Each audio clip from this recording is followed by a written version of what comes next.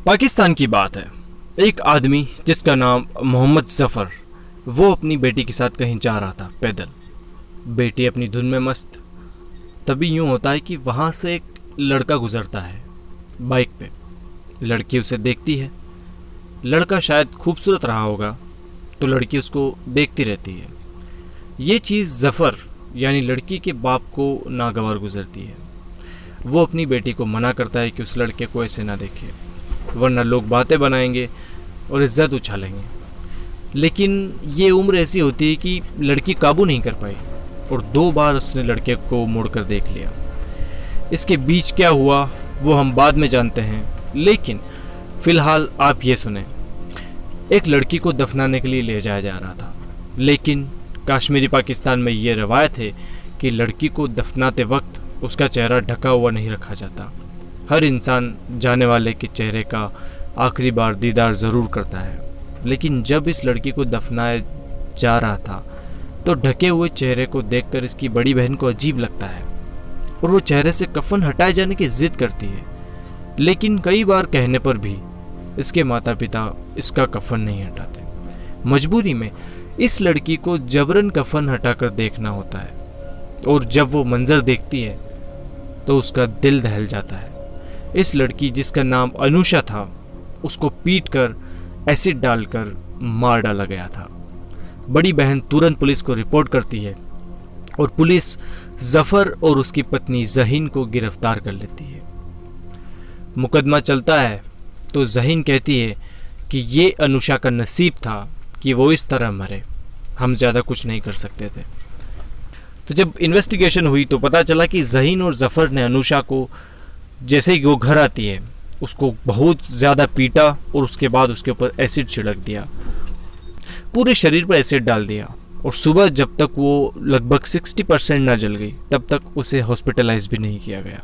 और जब लगभग वो पूरी तरह से एसिड से जल चुकी थी तब जाकर उसको हॉस्पिटल में भर्ती किया गया। और जब हॉस्पिटल में भर्ती किया गया शी वॉज ऑलमोस्ट डेड, वह लगभग मर ही चुकी थी और आखिरकार वो मर ही गई। तो आप अंदाज़ा लग गया होगा आपको कि क्या हुआ होगा उस रात को। ये घटनाएं खास नहीं है, ये पाकिस्तान में आम है, शायद कुछ हद तक भारत में भी और शायद बांग्लादेश में भी। आज की हमारी जो कहानी वो इसी से जुड़ी है। ऑनर किलिंग, इज्जत के नाम पर किसी की जान ले लेना, या यूँ कहे कि इज्जत की आड़ में किसी की जान ले लेना। दुनिया के कई देशों में आज भी ऐसा होता है, इंडिया, पाकिस्तान वगैरह वगैरह। आज की जो हमारी कहानी है वो पाकिस्तान की है। कहानी के दौरान हम कोशिश करेंगे आपको कुछ तस्वीरें दिखाने की ताकि आप स्टोरी से बेहतर कनेक्ट कर सकें। पाकिस्तान 22 करोड़ आबादी वाला एक ऐसा देश जहां पर 5000 कत्ल सालाना कर दिए जाते हैं in the name of honour, इज्जत के नाम पर। आज की जो हमारी कहानी है काफ़ी दिल तोड़ देने वाली है। ये घटना हुई थी 2013 में। एक लड़का जिसका नाम मोहम्मद एहतिशाम, एक गरीब लड़का, पेशे से टैक्सी ड्राइवर। दूसरी तरफ एक लड़की जो भी हाई स्कूल में पढ़ रही थी, जिस उम्र में सभी लोग प्यार करने के सपने बुनते हैं। आपने भी बुने होंगे, मैंने भी बुने थे। इस लड़की को इस टैक्सी ड्राइवर से प्यार हो जाता है। बेसिकली होता यह है कि एक दिन ये लड़की इस टैक्सी ड्राइवर की टैक्सी में बैठकर जा रही थी अपनी माँ के साथ। वहीं पर आंखें मिलती है, नज़रें चार होती है और प्यार हो जाता है। पाकिस्तान में एक इलाका है जिसका नाम है मर्दान, जहाँ पर इन दोनों का रहना था। नरगिस बीबी एक कंजर्वेटिव फैमिली से आती है और अब ये प्यार परवान चढ़ने वाला था। एहतिशाम की उम्र 25 और नरगिस की उस वक्त उम्र थी 18। नरगिस की तरफ से लव लेटर लिखे जाते और उसकी छोटी बहन उसके ये लव लेटर एहतिशाम को दे आती और इस तरह खतों की ताबत शुरू होती है और ऐसे कई खत लिखे जाते हैं। आगे चलकर एहतिशाम नरगिस को एक सिम कार्ड दिलाता है ताकि फ़ोन पर भी बात हो सके। अब घंटों बात होने लगती है, आने वाले कल के सपने बुने जाने लगते हैं। हमारी जनरेशन जो है वो बॉलीवुड फिल्में देखकर बड़ी हुई है और हमने सपने बुनना उन्हीं मूवीज़ को देखकर सीखा है। सो नरगिस और एहतिशाम के भी सपने भी बॉलीवुड मूवीज़ से इंस्पायर्ड थे, साथ में जीने के, साथ में मरने के। एक दिन कुछ यूँ होता है कि एक लेटर नरगिस की माँ के हाथ लग जाता है। अब नरगिस की फैमिली कंजर्वेटिव फैमिली तो थी ही, नतीजतन नरगिस को बहुत ज़्यादा मारा गया। उसे 3 महीने तक कमरे में बंद करके रखा गया। अब एहतिशाम को चिंता होती है कि उसकी गैर मौजूदगी में पता नहीं नरगिस के साथ क्या क्या हो रहा होगा, और वो नरगिस की छोटी बहन से उसके साथ हुई ज़्यादतियों का लब्बो लुआब लेता रहता था। अब मजबूरन एहतिशाम को अपने रिश्तेदारों को नरगिस के घर उसका हाथ मांगने भेजना पड़ता है, पर कई बार भेजने के बाद भी वो मना कर देते हैं। हताश होकर होता यह है कि नरगिस पेस्टिसाइड्स पी लेती है, जो फसलों पर छिड़कने की दवाई होती है, नरगिस वो पी लेती है। उसकी तबीयत खराब हो जाती है, लेकिन घर वालों की दरिंदगी आप देखिए कि इस पर भी उसकी फैमिली उसको हॉस्पिटल नहीं ले जाती है। एहतिशाम को डर था कि कहीं नरगिस मर ना जाए, पर नरगिस बच गई। एक दिन जब नरगिस ने देखा कि दरवाज़ा खुला है, तो वो कुछ ज्वेलरी और कुछ पैसे थे उनको साथ में लेकर भाग जाती है। और इसी बीच वो एहतिशाम को खबर करती है कि वो रावलपिंडी के रेलवे स्टेशन पर उसको मिलेगी। एहतिशाम पहले तो सकुचाता है, थोड़ा घबराता है, लेकिन आखिर में उसको मजबूरी में जाना पड़ता है क्योंकि उसके पास कोई ऑप्शन ही नहीं बचा था। तो एहतिशाम जाता है रावलपिंडी, जहाँ पर नरगिस उसे मिलती है। दोनों एक दूसरे को देखकर गले लगाते हैं।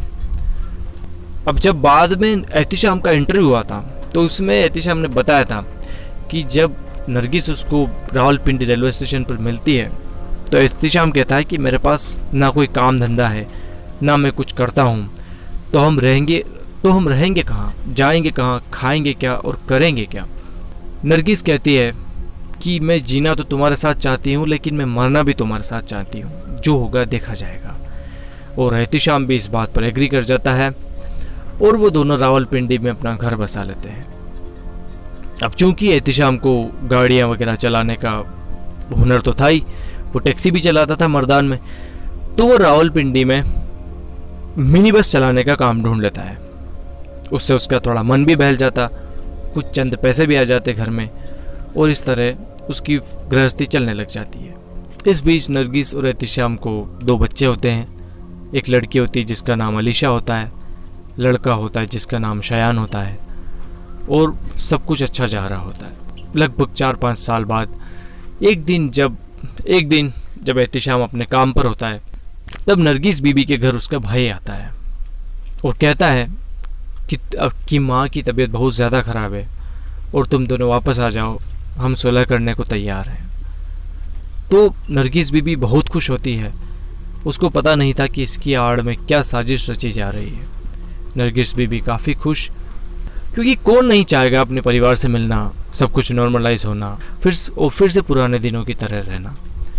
तो नरगिस तुरंत अपना सामान पैक करती है, अपने बच्चों का सामान पैक करती है और अपने भाई के साथ चल पड़ती है। इस बीच जब एहतिशाम को यह खबर लगती है, तो एहतिशाम को पहले से ही कुछ अंदेशा था कि इसके भाई इतने शरीफ तो नहीं है कि ये इस तरह से इसको लेने आए। तो एहतिशाम भागा भागा घर पहुंचता है, लेकिन जब वो घर जाता है तो वो देखता है कि नरगिस और उसके दोनों बच्चे अलीशा और शयान जा चुके हैं। 2-3 दिन बीत जाते हैं, अलीशा और शयान की कोई खबर नहीं लगती।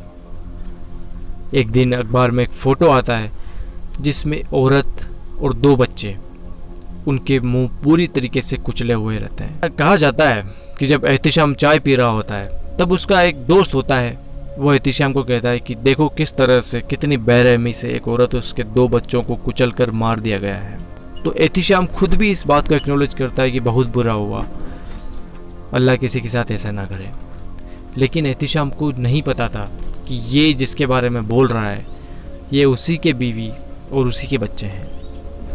होता यह है कि जब नरगिस को ले जाया जाता है, तब नरगिस को एक खंडर की तरफ ले जाया जाता है और उसके दोनों बच्चे को उस टूटे फूटे खंडर के ऊपर से नरगिस बीबी के सामने ही ज़मीन पर फेंक दिया जाता है और उनको पटक पटक कर मार डाला जाता है।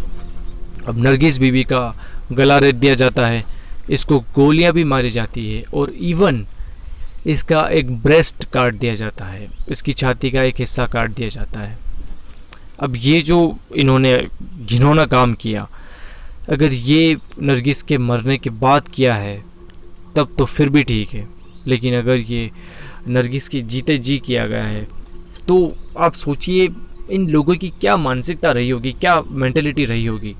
कुछ दिनों बाद एहतिशाम को उसके चाचा का कॉल आता है जो कहते हैं कि तेरी बीवी और दोनों बच्चों के साथ कुछ इस तरह हुआ है। जब एहतिशाम को पता चलता है तो उसकी हवा ख़राब होती है। वो जाता है पुलिस स्टेशन, अपनी सास और अपने सालों के खिलाफ रिपोर्ट दर्ज करवाता है। लेकिन चूंकि नरगिस के घर वाले काफ़ी रसूखदार फैमिली से थे, काफ़ी पॉलिटिकल कॉन्टेक्ट थे उनके, तो वो गिरफ्तार होते हैं लेकिन वापस छूट कर आ जाते हैं और उल्टा केस वो दायर कर देते हैं एहतिशाम के ऊपर। पुलिस एहतिशाम को तो ढूंढ नहीं पाती, लेकिन एहतिशाम के 2 भाइयों को पकड़ लेती है और उनके ऊपर दबाव बनाया जाता है कि वो एहतिशाम को किसी भी तरह से बुलवाए और ये मंजूर करवाए कि नरगिस बीबी का और दोनों बच्चों का कत्ल एहतिशाम ने करा है। अब दोनों भाई, चूँकि उन दोनों भाई के एहतिशाम के साथ बहुत अच्छे संबंध थे, एहतिशाम ने कभी उनको चिल्ला के कुछ नहीं बोला, ये बात एहतिशाम इंटरव्यू में भी कहता है। तो दोनों भाई कहते हैं कि एहतिशाम के खिलाफ हम गवाही नहीं देने वाले, क्योंकि एहतिशाम ने ऐसा कुछ किया ही नहीं, वो ऐसा कर ही नहीं सकता। लेकिन पॉलिटिकल इन्फ्लुएंस होता है नरगिस के घर वालों का और एहतिशाम के फैमिली वालों को कंटिन्यू टॉर्चर किया जाता है लगभग 4 महीने तक। इस बीच एहतिशाम मना कर देता है कि वो किसी तरीके से झुकने नहीं वाला है और वो नरगिस के घर वालों को सबक सिखा कर रहेगा। अब जैसे तैसे एहतिशाम की गिरफ्तारी हो जाती है और ये केस जो होता है ये ठंडे बक्से में चला जाता है। कुछ दिनों बाद नए जज साहब आते हैं और वो इस केस को रीओपन करवाते हैं और री इन्वेस्टिगेट करवाते हैं। जब इस केस को री इन्वेस्टिगेट करवाया जाता है तब मीडिया की अटेंशन इस केस को मिलती है, इंटरनेशनल मीडिया की भी अटेंशन इस केस को मिलती है और तब जाकर मजबूरन पुलिस को नरगिस के माता पिता और उसके भाइयों को अरेस्ट करना पड़ता है। और जब नरगिस की माँ और उसके भाइयों को अरेस्ट किया जाता है तब एहतिशाम पर दबाव बनाया जाता है कि वो ये केस वापस ले ले। तब एहतिशाम कहता है कि मेरी रातों की नींद खराब हो चुकी है, मुझे रात को सोने के लिए नींद की गोलियों का सहारा लेना पड़ता है, मुझे अपने बच्चों की इतनी याद आती है कि मैं पड़ोस की दुकान से खिलौने खरीद कर पड़ोस के बच्चों में बांट देता हूँ। मेरे पास खोने के लिए कुछ बचा नहीं है। अगर ये केस मैं हटा लेता हूँ तो मेरे पास जीने की वजह भी खत्म हो जाएगी। अगर ये केस मैं तुम्हारे ऊपर बनाए रखता हूँ तो हो सकता है मेरी बीवी और मेरे बच्चों को इंसाफ मिले। और एहतिशाम ये केस लेने से मना कर देता है। फाइनली पुलिस इन्वेस्टिगेशन होती है, केस चलता है और नरगिस के माँ और उसकी बहनों को दोषी करार दिया जाता है। तो दोस्तों ये थी आज की कहानी। मिलते हैं किसी नए दिन, किसी नए एपिसोड में, किसी नई कहानी के साथ। तब तक मुझे इजाज़त दें। गुड बाय, शुक्रिया, थैंक यू।